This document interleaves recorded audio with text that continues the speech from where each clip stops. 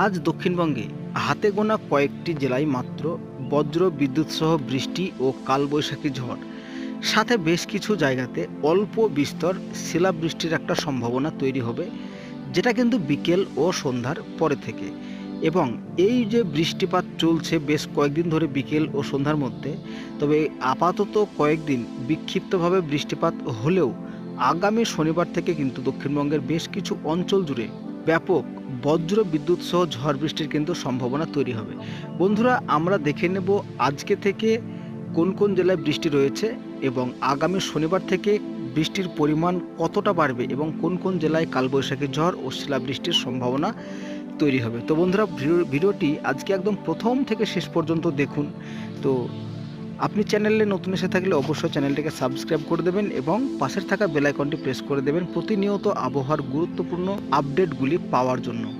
তো এই মুহূর্তে চলে এসেছি আমরা ঝড় বৃষ্টি মোডে।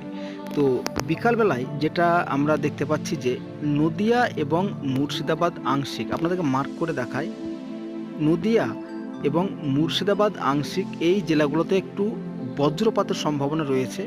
পাশাপাশি বর্ধমান, বাঁকুড়া, পুরুলিয়া এই সমস্ত জায়গাগুলোতে বৃষ্টিপাত না হলেও কিন্তু মেঘ উঠবে এবং ঘন্টায় 30 থেকে 40 কিলোমিটার বেগে কোথাও কোথাও দমকা বাতাস বইবে। তবে বৃষ্টিপাতের সম্ভাবনা কিন্তু থাকছে না, বিশেষ করে নদিয়া, এই বর্ধমান এবং বাঁকুড়া, পুরুলিয়াতে। তো আপনারা সরাসরি দেখে নেন কোন কোন জেলায় বৃষ্টিপাতের সম্ভাবনা থাকছে।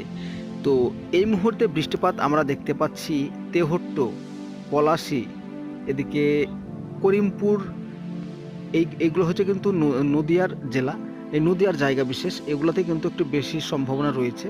তাছাড়াও থাকছে আমাদের এদিকে ডোমকল, বহরমপুর, বেলডাঙ্গা, সালার, কান্দি, এগুলোতে কিন্তু বিক্ষিপ্ত বৃষ্টির সম্ভাবনা থাকছে, যে এই বৃষ্টির সাথে কিন্তু বজ্রপাতের সম্ভাবনা তৈরি হবে। এবং আমরা এদিকে দেখতে পাচ্ছি কোলাঘাট, কলকাতা, হাওড়া, হুগলি এবং 24 পরগনার বেশ কিছু অংশ জুড়ে।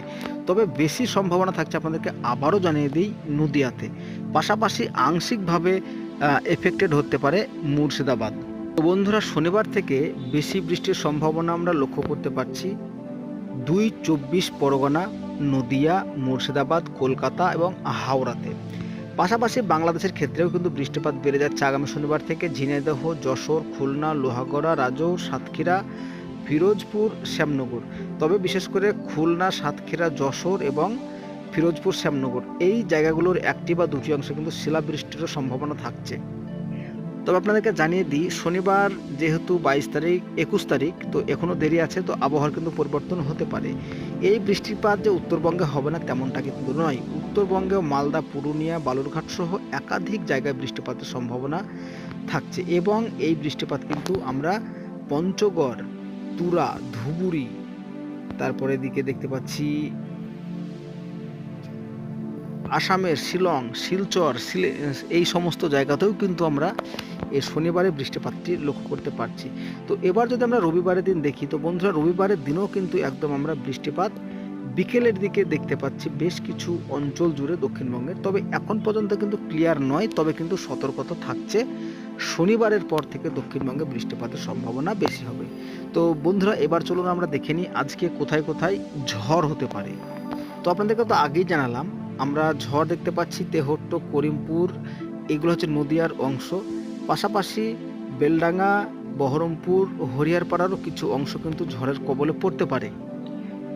তবে যেহেতু এটা ঝড়, সেহেতু কিন্তু আরও অন্যদিকে বাতাস পাক ঘুরলে কিন্তু আরও 2-4টি জায়গা এফেক্টেড হতে পারে।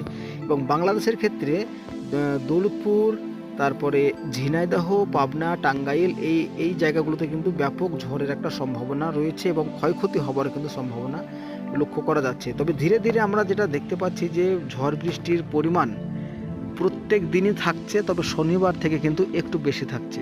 তো বন্ধুরা, আজকে আর ভিডিওটি বেশি বড় করলাম না, এই পর্যন্তই। তো কেমন লাগলো অবশ্যই জানাবেন।